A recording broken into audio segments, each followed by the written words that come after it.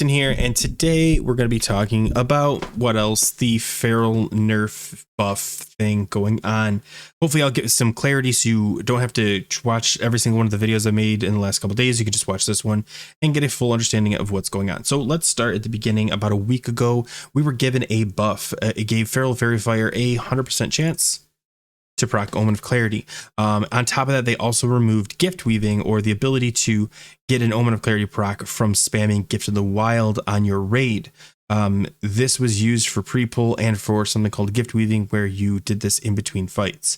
Those are the changes that happened last week. This week, they reverted that change of Gift of the Wild, so it now again does proc Omen of Clarity, and they used Boomkins as the justification for it. I don't get that, but whatever. I'll get to that later. Or maybe a different video. So on top of that, because they reverted that and they felt that ferals were too powerful, they went into our talent tree and took Naturalist, an ability that gives a 10% increase in physical damage, and changed it to 5, reducing our damage by roughly 4.5%. Yeah, okay, so they did that, but the problem with that was that it also hurt feral PvP and feral tanks.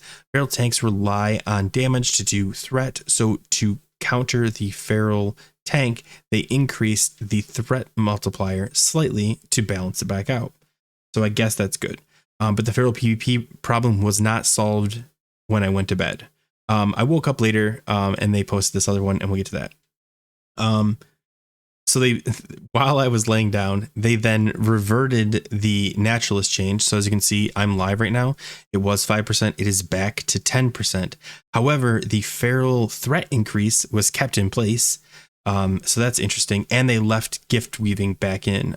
So that's also interesting.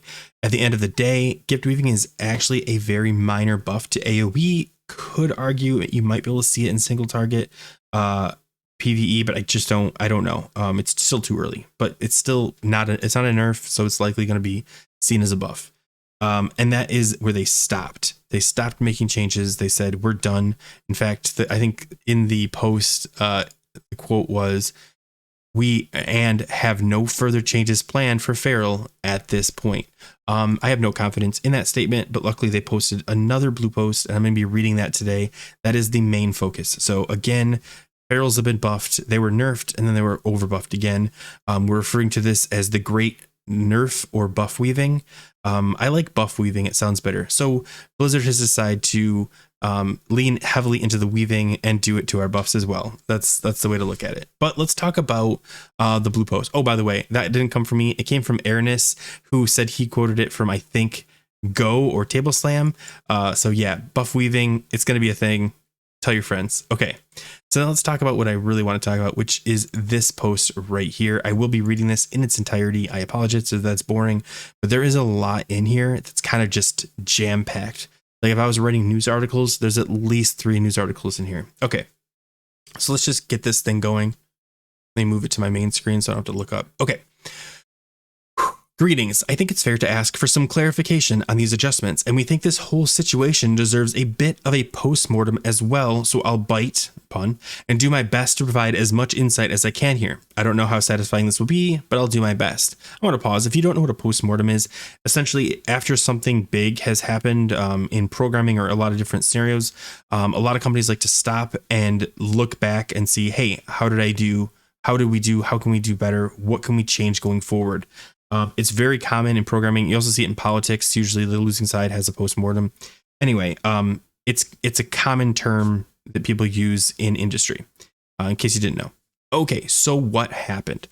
Essentially, the original Druid adjustments last week were merely meant to de-emphasize the bear weaving playstyle and smooth out the feral Druid rotation, as our original post highlights.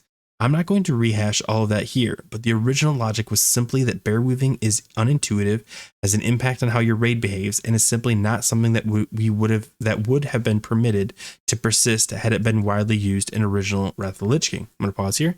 I actually 100% agree with this. I think if bear weaving became a thing in original Wrath, the devs would have tried to get rid of it because it wasn't in the playstyle that they intended. You guys might disagree with me, and maybe I'm biased or whatever, but I do think based on the mindset of some of the changes that the devs want the characters to play the game a specific way. And when you go outside that bubble, sometimes they rein you back in. I think this is a great example of when they do that. I could be wrong though. Who cares? Okay, keep going. While increasing or decreasing damage wasn't really the main goal per se, we knew it would impact damage, likely dramatically for lesser skilled players in particular. For the most part, this actually was fairly successful, particularly for the average feral player who did not bear weave before. I 100% agree. And I also think, and they're going to talk about this later, I think the buff isn't that big of a deal. I think people are blowing out of proportion, and I know Fairy Warriors are angry. Fairy Warriors, you should keep reading because the changes do mention you. I don't think the buff is as great. I think for the great players that were already great feral bear weavers or gift weavers that were top tier, I think they did see a minor DPS increase. But people that were struggling with bear weaving or just not doing it all, yes, they saw a huge increase to bring them up to where all the other ferals were hanging out already. Okay. However, it's safe to say we definitely underestimated the level of buff this would be for top end players, and the net effect was that this ended up being a much larger buff across all skill levels than we had intended. And I think that's interesting because they said 5 to 10% increase in the higher end players. Just want to reiterate that. Okay, looking at it over the next several days, our team considered several options and decided that the change with the fewest moving parts is an adjustment to the naturalist talent. All told, adjusting the damage increase from these talents from 10% to 5% would have decreased the top end player's output down from 6 to 12% damage increase on most bosses to around half that increase, which felt better than reverting to the original change. See, this is where I'm confused because they said it was this huge buff for them, 6 to 12%. They estimated 5 to 10%. So they were 2% out of their range. I know you're gonna be like, oh, 2% is a lot. Only sometimes people were in the 2%. This seems like where they actually hit their mark, but are reacting to criticism. Because 6 to 12, compared to 5 to 10, that's pretty minor, especially knowing that their nerf was 4 to 4.5%. Okay, anyway.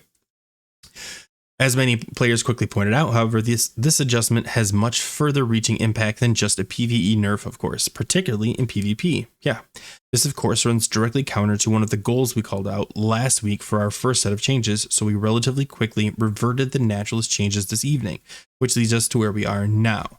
Again, if you don't know where we are now, ferals have been buffed, they were nerfed, and then they were slightly rebuffed. That's how I'm going to say that. Okay, going forward, this is where it gets real interesting. Okay, having had some time to reflect on all of this, I think there are a few key lessons we can learn here and apply to any future adjustments we may feel we need to make. Number 1, put these kind of adjustments on a PTR first, period. PTRs allow us to measure twice and cut once, and we should have used this tool to help us better evaluate both changes. Let's pause here. I am a programmer, so I don't call myself biased but I do have some insight into this. I do hot fixes. This is not a scenario that I would ever use a hotfix if I were programming. This is an old game that people don't expect drastic changes from, and it's not. The current gameplay was not game breaking. People were fine with bear weaving, or at least for the most part. Hotfixes are saved for, okay, the login screen's not letting you log in. We're pushing a hotfix. Mages can't cast, invisibility. That's a hotfix because they cannot play their character all of a sudden the way they expected to play it. That's definitely a hotfix moment. Changing ferals from bear weaving to not bear weaving is a take your time, make sure it works kind of thing. Like full stop. Like do it right, make sure it works. The fact that they hotfix this in and of itself was a little curious. As a programmer, I'm like, what? Okay. I mean, there's more to this, but I'll get to that. Okay. So number 2, communicate intent better for every change of this magnitude, including follow-up adjustments. This goes hand in hand with the lesson above. As painful as this was, this is a good reminder as to why putting these kinds of changes out for public testing before we commit to them is a good idea. Ultimately, our team are all humans and we make mistakes or may fail to consider all angles. It's frustrating when these mistakes cause confusion or uncertainty, and frankly, it just isn't very classic. We can do better.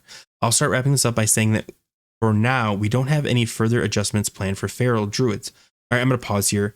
So that's the second time they said they have no planned adjustments for ferals. However, I want you to pay attention to the timeline for this discussion because it kind of put something in my head. I'm curious what you guys think. Okay, but we are going to be watching the performance of Feral DPS over the coming weeks and may look into testing and getting feedback on additional refinements to our original Omen of Clarity change when we stand up the patch 3.4.2 PTR to test Trial of the Crusader and other Phase 3 content. So in the coming weeks, does that mean the PTRs in coming weeks? Like, I'd love a timeline here. I feel like they're hinting a timeline. And if you think, no, they're just saying coming weeks, and then maybe they'll push it on the PTR. That's fine. But if you read the next paragraph, it kind of makes you think that coming weeks means PTRs in the coming weeks too. So let me read the next paragraph and then we'll come back. Lastly, and for transparency, we wanted to let you know that we have been experimenting with some foundational adjustments to Deep Wounds, that's a warrior talent, and Ignite, that's mages, to fix the very authentic but very frustrating munching effect that causes these spells to not stack properly when two attacks that added to their magnitude land at the exact same time. This is a tricky issue to solve, as it will require complete rebuilding how these spells work, which is a risky change. Looking to the lessons above, we're going to wait until we have those adjustments fully fleshed out and can get them tested carefully on a PTR before pushing any adjustments to these spells live. Please keep an eye out for those adjustments coming to the Wrath Classic PTR over the coming weeks. Okay. They didn't say those changes are anything related to Trial of the Crusader, but they did say that with Feral DPS. I don't want to read into this, but it sounds like they're trying to draw a timeline very vaguely here, and I'm wondering if Feral DPS changes they're going to make them sooner rather than later, so they're going to probably try to time the Trial of the Crusader, whereas Deep Wounds and the Ignite are going to be slower, and that's why they don't tie them into the Trial of the Crusader and Phase 3 content comment. I could be just grasping at straws. I accept that, but it just feels like there a lot of timeline stuff that they're dancing around that I feel like if you take it for what it is, there might be something there. Okay, whatever. Thank you for your patience with us on this, and apologies for the confusion and uncertainty. This was a good reminder to the right and wrong way to go about doing these things, and we're going to do our very best to do better going forward. Okay, I'm going to add a number 3 here, mainly because I have complained about this for months upon months now. Classic devs or whoever's in charge of all this are horrible at communicating. I pointed out last week, we do not have a phase timeline. We have no idea what that is. When they make these changes, they come out of the blue, and not even out of the blue posts, just out of the blue. Like most of these changes happened before the blue posts landed. Very frustrating. I don't think their developers are, how do I put this? Are tactful enough to handle doing blue posts regularly with a community. I think either they need to hire someone or Holly Longdale needs to step up and be this person that says, hey, in the next couple of months, here's what we've got going on. Here's what we plan to do. I understand that by putting them in a timeline, they may feel like they're putting themselves in a box where like, oh, we've got to follow this. We don't care, at least as me personally, as the community. I don't care if things end up changing. Like, hey, we're planning on releasing TOGC in May or June or July or whatever they say. And if a month from now they go, listen, due to some certain circumstances, we decided to push it back to August or whatever, fine. But share that with us. Let us know. We want to be in this community with you guys. Like, be it. And I know that's, I complain about that a lot, but like a lot of these problems would have been resolved before they happened had the Blizzard community been back and forth. Something that I think Sarth said a while back was, Blizzard I don't know if Blizzard listens to me. I just put stuff into the void and I just wait for a response or something to change on the PTR or something. He's like, there's no back and forth. It is a one-way street. And I think that is a huge problem. Like all these content creators, they try to put out these videos hoping that the Blizzard devs will see and then maybe respond. Instead, I think it should be a community thing where the Blizzard devs and the community say, hey, let's get together and solve this problem. Blizz devs offer a solution and, the community goes, no, I don't think that'll work. A good example would be the Ulduar nerfs / buffs that happened. I don't know if you guys even remember, but initially they were going to reduce the item level of all our pieces, and instead they increased them. That wasn't a one-sided argument. That was the devs saying what they plan to do, and the community responding saying we would prefer if you did something like this and threw up ideas. We have a hive mind.